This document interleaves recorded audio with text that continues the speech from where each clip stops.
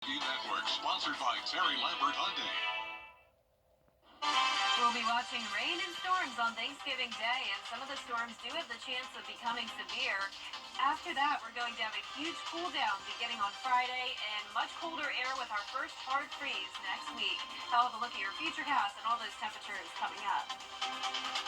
Now on News Channel 6 at 6, the 2025 budget approved in Augusta. What items made the cut as your News at 6 starts now.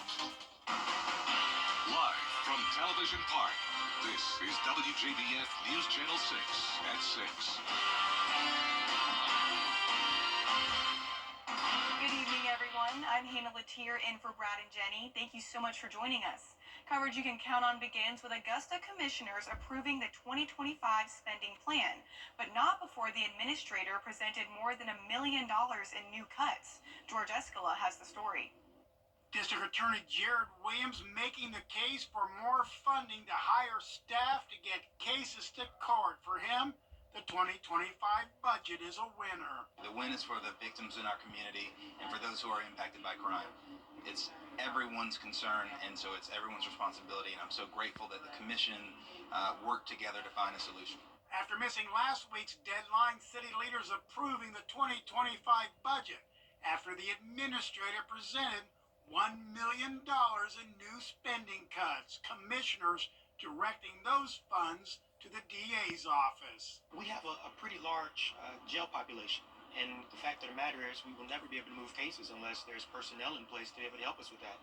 Commissioners not accepting another recommendation that would have resulted in $750,000 in cuts to non-government organizations like Safe Homes, the Art Council, and the museums. I am glad to know that the governing body has approved for us to proceed with the budget without reducing our NGOs, and that funding will actually come from contingency to make sure that we continue the balanced budget. The administrator saying work will continue on a new payment plan for the sheriff's office for commissioners to consider, but for now, the 2025 budget is a done deal. We also can come back after the first of the year and look and move some things around. But I'm pleased with today. Commissioners have next year's budget, where a tax increase is not recommended. In Augusta, George Escala, WJBF, News Channel 6.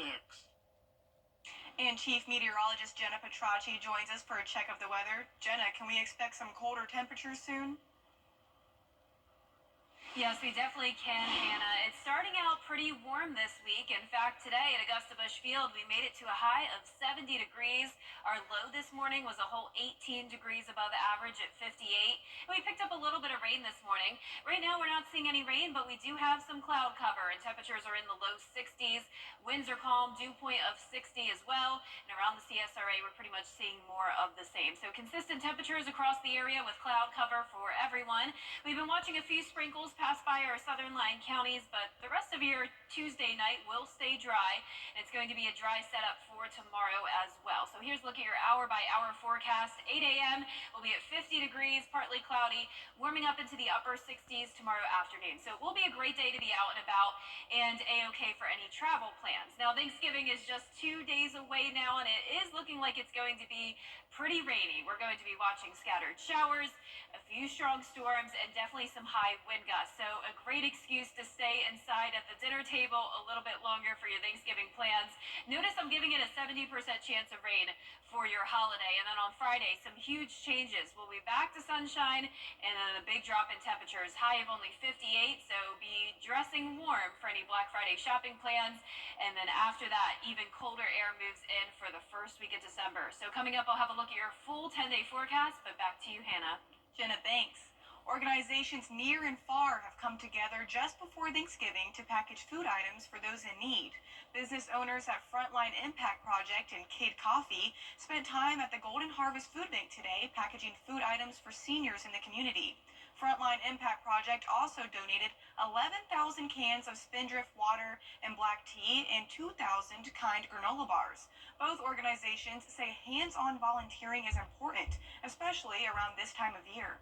But it's also important to realize that people are hungry outside of these holidays. It's nice that we can give them something a little bit extra to feed, but The reality is a lot of people are living in food deserts, even outside of just being in a disaster area. You can give back in a lot of different ways. It doesn't just have to be time. It doesn't have to be donations in terms of, financial donations, right? It could be gifts of food, right? Donating food. But the reality is the need's there, and that it's not, you don't have to take enormous, big, giant steps to do something that's very meaningful to other people. And Golden Harvest and the Master's Table Soup Kitchen will be prepping food on Wednesday for their Thanksgiving meal service. T.W. Josie High School's class of 1994 gathering today for its 15th annual Feed the Community event. Cars came through the line and volunteers handed out to-go boxes full of turkey, ham, and all the fixings. They also gave out clothes, blankets, and other necessities. While many are still dealing with the aftermath of Hurricane Helene, organizers say the need is great this year. I was affected personally, a lot of my co-workers, family, and friends, so I think that there is a need even more so. There are still people that are trying to recover from the hurricane, and so I think this will help just let people know that we're here, we love our community, and we want to just do something to give back. The event is over now, but organizers plan to do it all over again next year. We'll have information on how you can get involved at WJBF.com. The Better Business Bureau of Georgia warning shoppers about a new scam this Black Friday. Atlanta Bureau Chief Archit Seshadri has the latest. The Better Business Bureau says online shopping scams have gone up 125%. They've already received reports of scams on Facebook Marketplace, with sellers offering deals that are too good to be true. We've already received a few reports about scams regarding holiday shopping. One thing that just came in a week ago, a lady shopped at her favorite store, or what she thought was her favorite store, based off of an ad that she saw on Facebook, and it was basically broadcasting something at just a really good price. The BBB says if you're buying from a new seller or unknown website, do extensive research and meet at a common location to buy. Also, make sure you check the seller online to make sure they have a BBB profile and to read their reviews. The Better Business Bureau, the Attorney General, and the FBI want to make sure that you are safe this holiday season, especially when it comes to online scams. They say don't give out your personal information either via phone or to someone online, because that's what scammers will try to do, trick you into giving you a deal or a gift card and then using that information to steal your personal data. If you see an ad and somebody's like, okay, $500 if you just give me your email, like a $500 gift card from Target. All you have to do is put in your email and we'll send it to you. That's a way for people to get your information. So a big thing that we recommend is do not give your personal information out on the internet. Another scam is fake gift card scams, where shoppers buy a gift card and then realize it has no dollar amount left because of tampering with the barcode. If you notice any damage to a gift card or PIN code, simply don't buy it. A big risk that people run into, even with gift cards, that's definitely a thing that we've seen. We've seen it a lot over the past few years. We did get a recent report on that too. Somebody purchased a gift card, the funds weren't on there. That's called gift card draining. A lot of scammers do that during this season. The BBB says other red flags this holiday season include sellers asking you to pay through a gift card, multiple items for the price of one, and urgent payment through Cash App or Venmo. Reporting in Atlanta, Archit Seshadri, Atlanta Bureau Chief. Coming up, the latest on the transition of power in Washington, what new tariff proposals could mean for Americans. Next. Bill O'Reilly on Cuomo. Hundreds of Augusta storm victims will have a warm Thanksgiving meal. Today, Warren Church used its donation relief fund to purchase 200 meals from Lifesaver. They're for families hit hardest in the Montclair and Foxhall neighborhoods. Volunteers used the opportunity to let those victims know they're being prayed over while loading up cars with the meals. We just wanted to give back through many different ways. We've served and loved and supported our community, but obviously Thanksgiving's a special time. And, we wanted to, because we are so thankful, we just wanted to be able to help provide for families in need. And pre-registration was required to receive one of the free dinners. Last week, Warren used relief funds to give away more than 200 gift cards to FEMA workers in the area. And Jenna joined us for another check of the weather. Well, it's nice for now, Hannah, but we are watching strong storms that'll be moving in on Thanksgiving Day. It will also stay warm through Thanksgiving, but then a big cool down starting on Friday and a hard freeze likely next week. I'll have your full Viper 6 forecast when we return. It's the one thing Instant Coffee Club on News Channel 6, sponsored by Honda Cars of Aiken. The News Channel 6 mobile app is now even better. Download it today. Now, your most accurate forecast with WJBF Live Viper 6. Welcome back. Here's a look at our Terry Lambert Hyundai Skyview cam. Nice dry conditions on this Tuesday evening. We started out the day with a beautiful sunrise and a little bit of rain. Not much of a sunset, though, as we do have pretty cloudy conditions tonight. 63 degrees, the sunset at 5:21. It was cloudy and warm today. We made it to a high of 70, but right now we're seeing those low 60s and even some upper 50s here and there. Washington, you're at 59, 60 up in McCormick, Barnwell at 63, 64 in Allendale, and check out all the cold air up in the north, teens and Bismarck. That's a preview of what's to come in parts of the south next week. We'll get into that in a moment, but right now on satellite and radar, a few spotty showers there around the border of Jefferson, Emmanuel, and Burke County, but that's it when it comes to the rain. So the cold front came through this morning, high pressure going back in control, bringing us some drier air, but we'll still see some cloudy skies for our Wednesday. Then we'll be watching this low pressure out in Colorado, bringing snowfall for them. It's not going to bring us any snow, but it will be responsible for bringing us some rain and thunderstorms on our holiday.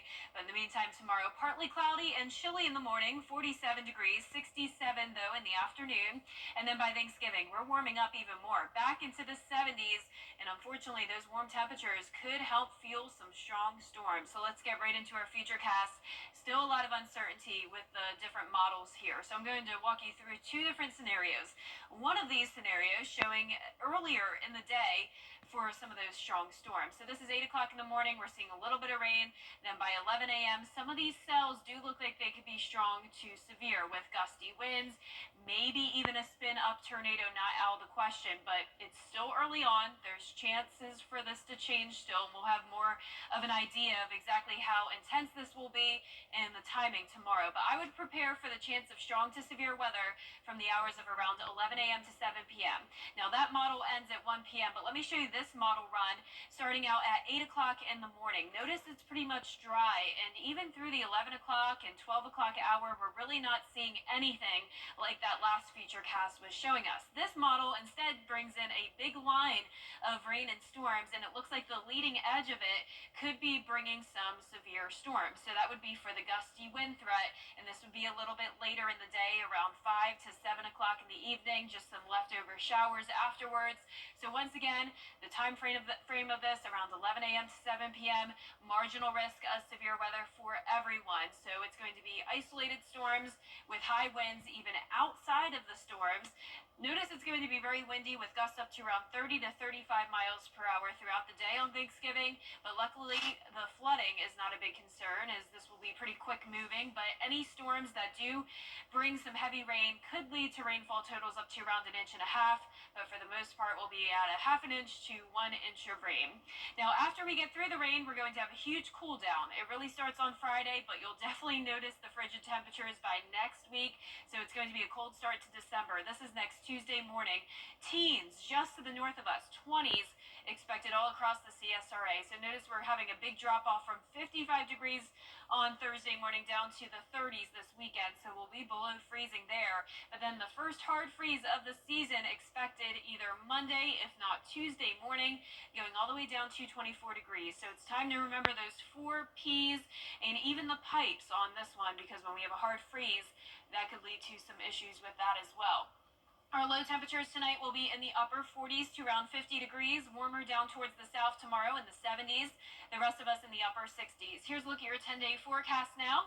You can see the temperatures are cooling down to the upper 50s on Friday. A nice sunny weekend, just dress warm if you're going to be out and about.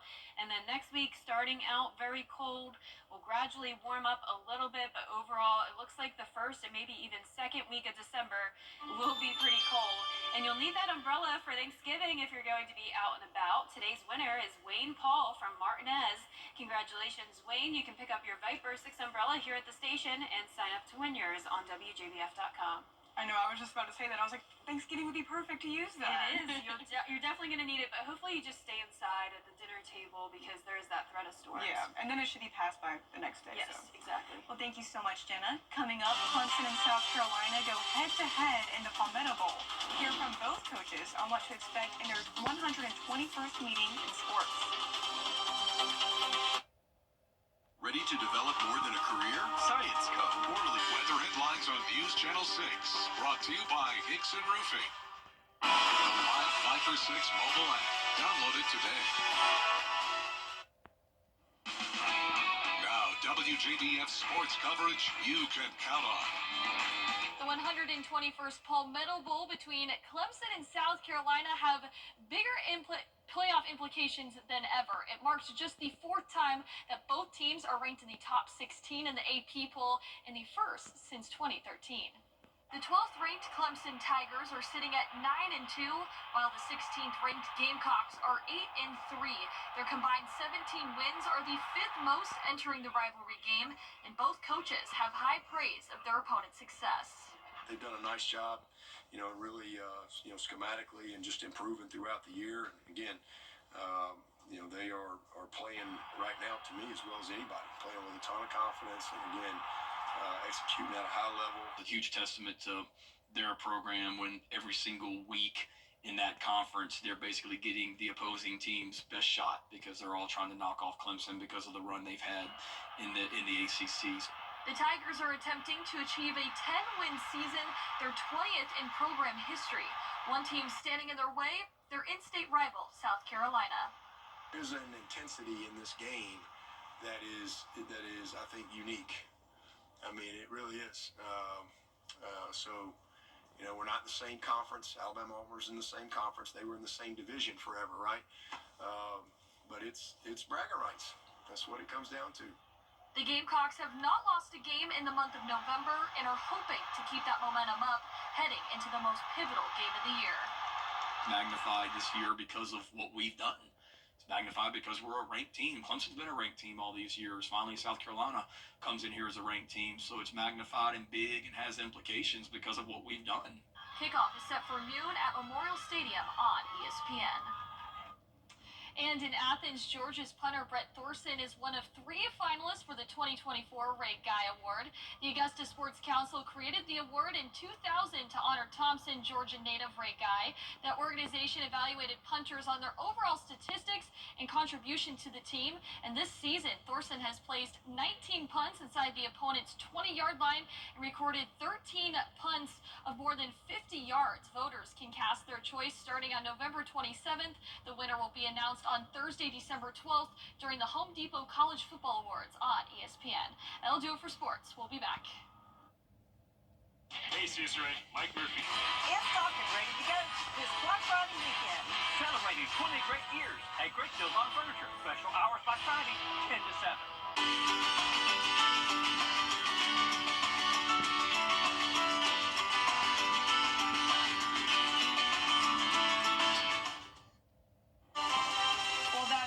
For now, but News Channel 6 continues at 7 o'clock right after World News Tonight. Thank you so much for watching.